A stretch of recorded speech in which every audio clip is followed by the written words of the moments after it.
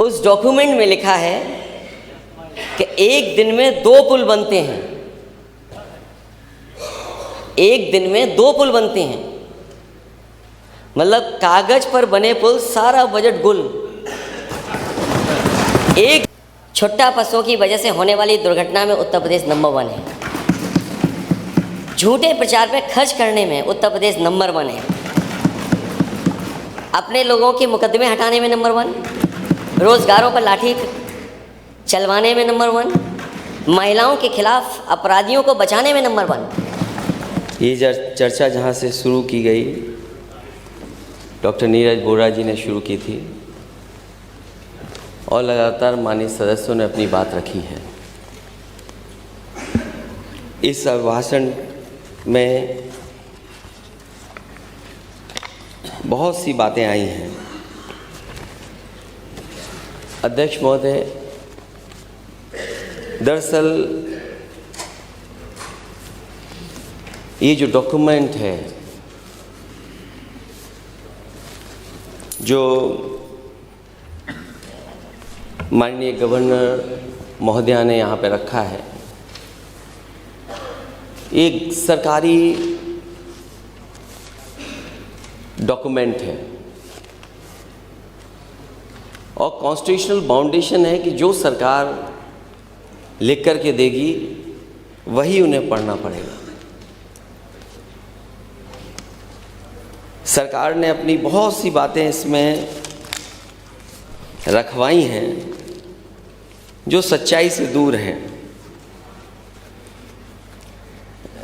ये जितना सच का डॉक्यूमेंट होना चाहिए था, सच्चाई के साथ, उतना नहीं दिखता है। जो सरकार लगातार $1 ट्रिलियन की अर्थव्यवस्था की बात कर रही हो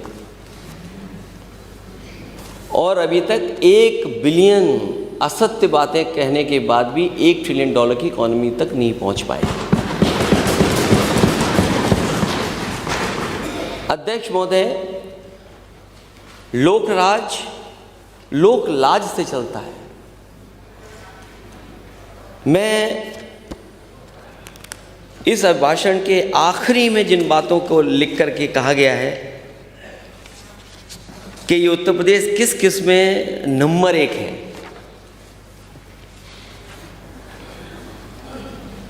वो सरकारी आंकड़े हैं, लेकिन उत्तर प्रदेश नंबर 1 है किस में? अध्यक्ष महोदय, सबसे अधिक संख्या में कार्यवाहक डीजीपी बनाने में उत्तर प्रदेश नंबर 1 है। अध्यक्ष महोदय, यहाँ बहुत सारे माननीय सदस्यों ने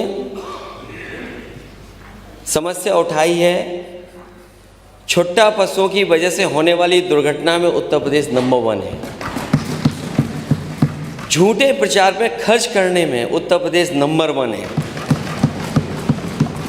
अपने लोगों के मुकदमे हटाने में नंबर 1, रोजगारों पर लाठी चलवाने में नंबर 1, महिलाओं के खिलाफ अपराधियों को बचाने में नंबर 1, खड़ी फसल की अन्ना पशुओं द्वारा बर्बादी में उत्तर प्रदेश नंबर 1, दलित पिछड़ों के उत्पीड़न में नंबर 1, गरीबों का हक मारने में नंबर 1, लगी लगाई नौकरी छीनने में नंबर 1, अपनों को पिछले दरवाजे से नियुक्ति देने में नंबर 1, भूमाफियाओं को सत्ता का संरक्षण देने में नंबर 1, नंबर 1 केंद्र और राज्य की टकराहट में, जनता को गुमराह करने में नंबर 1 और पीडीए को प्रताड़ित करने में भी ये सरकार नंबर 1 है। जब इस अभिभाषण को मैं पढ़ रहा था और मैंने जब यहाँ सुना था तो मुझे लगा कि सरकार इतनी रफ्तार से विकास कर रही है, हम लोगों को क्यों दिखाई नहीं दे रहा है? उस डॉक्यूमेंट में लिखा है कि एक दिन में 2 पुल बनते हैं, एक दिन में 2 पुल बनते हैं। मतलब कागज पर बने पुल, सारा बजट गुल। एक दिन में 2 पुल। हमारे माननीय सदस्य बैठे हैं, अगर इस डॉक्यूमेंट में ना हो तो बता दीजिए आप। इस डॉक्यूमेंट में है, हाँ सत्य है, औसत में है। मैं अध्यक्ष महोदय, जो इस किताब में लिखा है, जो इस डॉक्यूमेंट में लिखा है, वही बात मैं कह रहा हूँ। हमारी सबसे बड़ी मददगार अर्थव्यवस्था के लिए कोई है तो हमारी खेती है, हमारा किसान है। और किसान के बिना हमारी अर्थव्यवस्था वहाँ नहीं पहुँच सकती है जहाँ हम पहुँचाना चाहते हैं। हमारा किसान खुशहाल होगा तो हमारा प्रदेश और देश भी खुशहाल होगा। और ये बात मैं आज पहली बार नहीं कह रहा हूँ अध्यक्ष महोदय, जितनी भी सरकारें आई हैं उन्होंने समय समय पर, और जितने भी हमारे पुराने नेता रहे हैं, समय समय पर उन्होंने यही कहा, और दुनिया ने उदाहरण ये दिए हैं कि जिस समय हमारी अर्थव्यवस्था को आगे ले जाना है तो हमारे किसान की अर्थव्यवस्था को भी आगे ले जाना पड़ेगा। लेकिन आज जब हम देखते हैं पीछे मुड़ करके, डबल इंजन की सरकार में किसान को कितनी राहत मिली है, किसान कितना खुशहाल हुआ है। और मैं तो ये कहना चाहता हूँ कि सपा ही हमेशा किसानों की पार्टी रही है और किसानों की सच्ची आवाज़ बन करके हमेशा उठाई है। भारतीय जनता पार्टी ने किसानों के साथ धोखा किया है, लागत बढ़ा दी जो कभी नहीं हुआ, बोरे की चोरी वो हो गई। और अध्यक्ष महोदय, मैंने कई बार कहा, ये बोरी की चोरी, एक बहुत पुराना बिस्किट का पैकेट और बिस्किट आता था, उससे कहीं भारतीय जनता पार्टी सीख रही है। उस कंपनी ने कभी अपना मुनाफा कम नहीं होने दिया। आज भी पैकेट मिलता है, पहले उतने ही पैसे में इतना मिलता था, आज वो उसी पैसे में इतना हो गया है। पहले 5 किलो बोरी से गायब था, अब 5 किलो और गायब हो गया।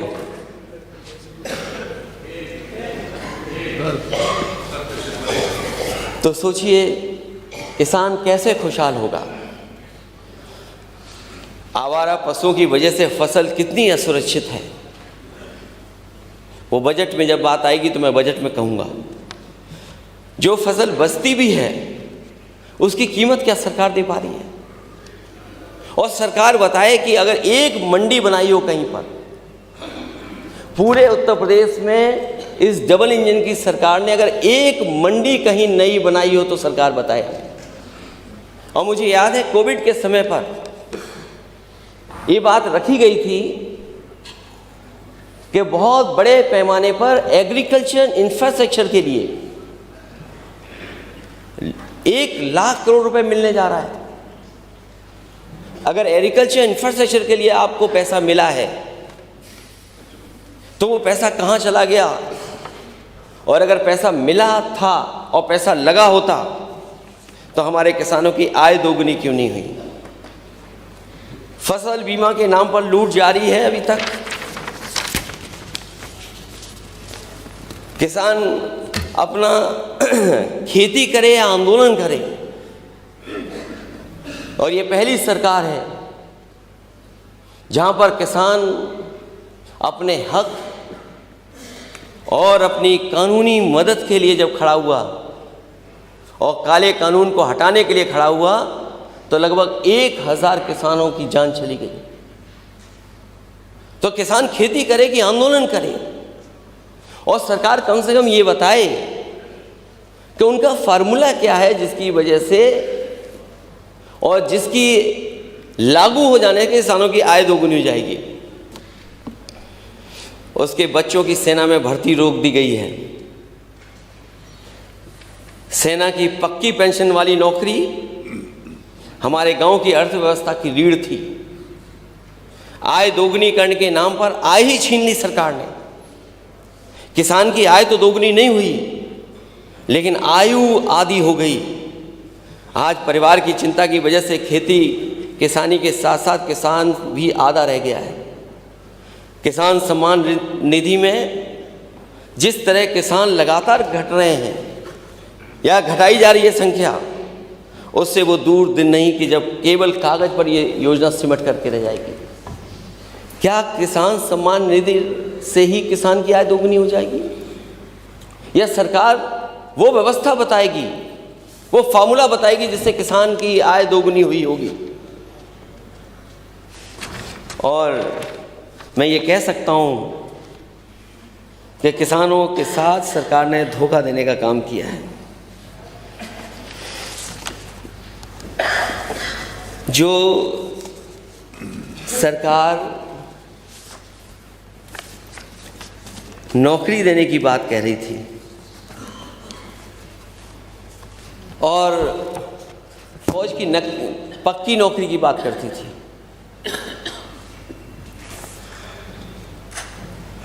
अग्निवीर जैसी व्यवस्था लागू करने का काम किया। और सबसे बड़ा धोखा अगर किसी के साथ हुआ है तो वो उत्तर प्रदेश के साथ हुआ, क्योंकि उत्तर प्रदेश का नौजवान सबसे ज़्यादा फौज में भर्ती के लिए जाता था। और सरकार ये बताए कि साल में 70,000 सैनिकों की स्थायी भर्ती होती थी। ये डॉक्यूमेंट मेरा नहीं है, ये सरकारी डॉक्यूमेंट है। 70,000 सैनिकों की स्थायी भर्ती होती थी और जिसमें 80% से अधिक पिछड़े, दलित और आदिवासी समाज के युवा सेना में भर्ती होते थे। सैनिकों को अच्छा वेतन, मेडिकल सुविधा, पेंशन सुविधा मिलती थी। सैनिकों के परिवार और परिजनों के जीवन में खुशहाली और समृद्धि रहा करती थी। ये जानबूझ करके सरकार ने इसलिए किया है जिससे पीडीए के लोग और पीडीए के लोगों के घर में खुशहाली ना आ जाए।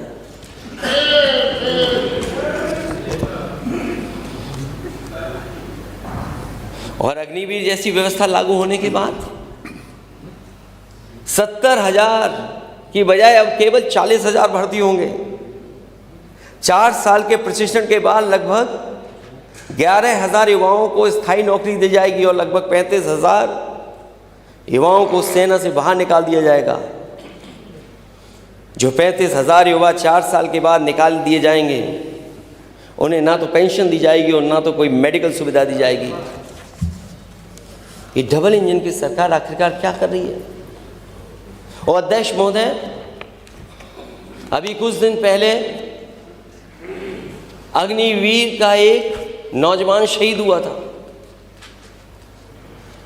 जब वो अपने घर पहुंचा था तो कोई सरकार का इंतजाम नहीं था। जिस सम्मान के साथ कभी समाजवादी पार्टी के समय पर नेताजी ने जो फैसला लिया था कि फौज का व्यक्ति, अगर फौज का जवान अगर घर जाएगा तो पूरे सम्मान के साथ जाएगा और बजट का कितना भी पैसा खर्च करना पड़ेगा तो सरकार खर्च करेगी। लेकिन जब पहला अग्निवीर शहीद हुआ, उसको वो फौज का सम्मान नहीं मिला जो मिलना चाहिए था उसको।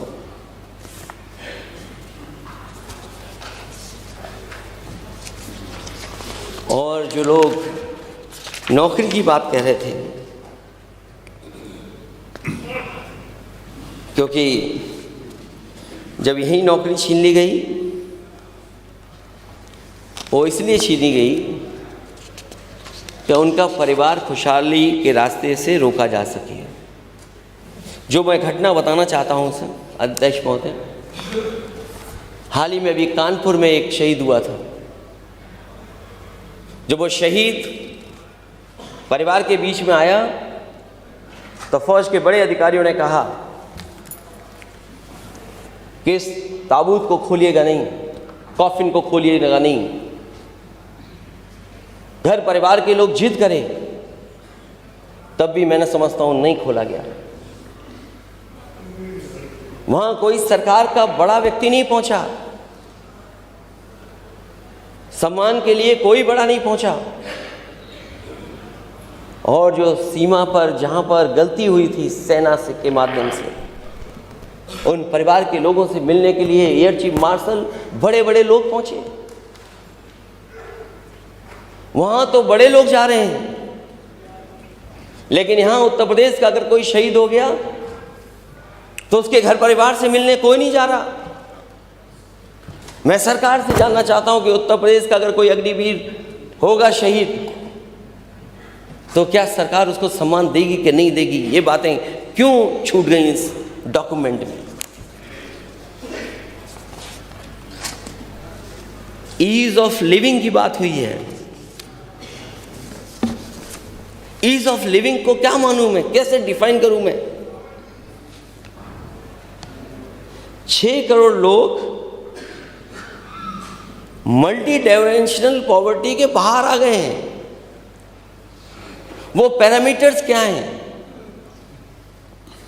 जिन पैरामीटर्स पे, और जब जवाब आया अध्यक्ष महोदय, हालांकि जवाब सरकार का कम मिलता है, लेकिन अगर जवाब आए सरकार का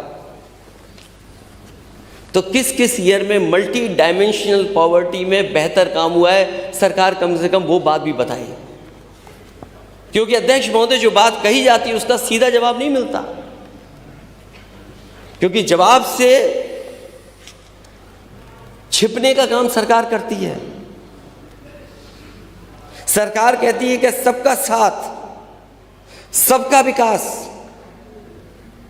सबका साथ तो सरकार चाहती है, लेकिन सबको बराबर नहीं लाना चाहती है। अध्यक्ष महोदय, बिना सबको साथ लाए सबका विकास संभव नहीं है,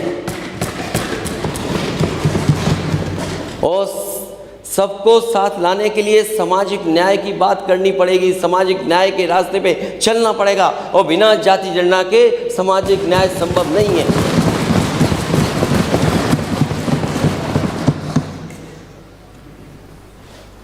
अगर सबका साथ है तो पीडीए के साथ भेदभाव क्यों है? पीडीए के साथ भेदभाव क्यों है?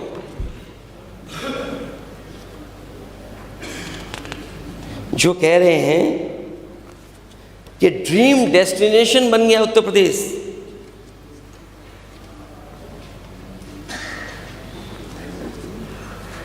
सरकार कह रही कि ड्रीम डेस्टिनेशन है। कहीं ऐसा तो नहीं ड्रीम डेस्टिनेशन केवल ड्रीम ही है? चुनाव में जा रहे हैं तो ब्रेकिंग सेरेमनी की तारीखें आ रही हैं। अध्यक्ष महोदय, अगर 40 लाख करोड़ के एमओयू हुए हैं तो 40 लाख करोड़ के एमओयू होने के बाद जो कहा जा रहा है इसमें 1 करोड़ लोगों से ज़्यादा लोगों को रोजगार मिलेगा। रोजगार की बात इसलिए हो रही है क्योंकि नौकरी देने में बाबा साहब भीमराव अम्बेडकर जी का दिया हुआ संविधान का पालन करना पड़ेगा, उनके हक की बात होगी। इसलिए सरकार रोजगार की बात कर रही है, नौकरी की बात नहीं कर रही है। और 40 लाख करोड़ रुपए के निवेश में 1 करोड़ 10 लाख लोगों को रोजगार मिलेगा। अध्यक्ष मोदी, सरकार बताए कि सच्चाई में कितना निवेश आया है और उस निवेश से कितनों को रोजगार मिला है, कितनों को नौकरी मिली है, ये सरकार बताए। क्योंकि सरकार कह रही है कि 40 लाख करोड़ आने के बाद 1 करोड़ 10 लाख लोगों को रोजगार मिलेगा। तो आखिर सरकार बताए कितनों को रोजगार मिला है।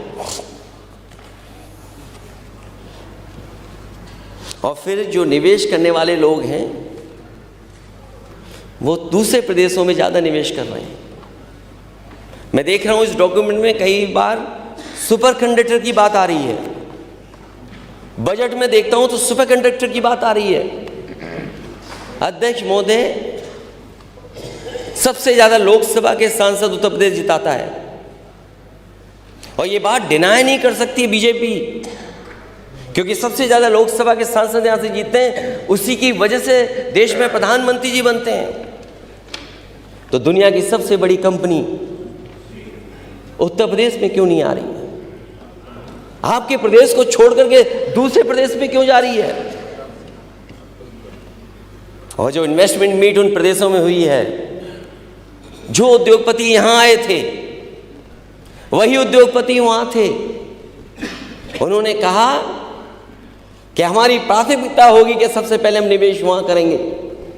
अगर प्राथमिकता निवेश वहाँ है तो निवेश यहाँ कब होगा? जिन लोगों ने दावा किया कि निवेश हम वहाँ पहले करेंगे, तो आपके यहाँ निवेश कब होगा? और फिर मैंने सुना कि तमिलनाडु को कहा गया कि एग्जाम्पल है मेक इन इंडिया का जो यहां पर काम हुआ है। अगर तमिलनाडु को कहा जा रहा हो मेक इन इंडिया का एक एग्जाम्पल है, तो ये बात उत्तर प्रदेश के इस डॉक्यूमेंट में अध्यक्ष महोदय क्यों नहीं आई? अगर मेक इन इंडिया है को सहयोग यूपी क्यों नहीं कर रहा है? आप क्यों इंसेंटिव नहीं दे पा रहे उद्योगपतियों को, जिससे कि यहां पर उद्योग और कारखाने लगे? हमारे माननीय सदस्य हाईवे की बात कर रहे हैं। 5वें पेज पे लिखा है Purvanchal express way, Bundelkhand express way, 6 express way संचालित हैं। Gorakhpur link express way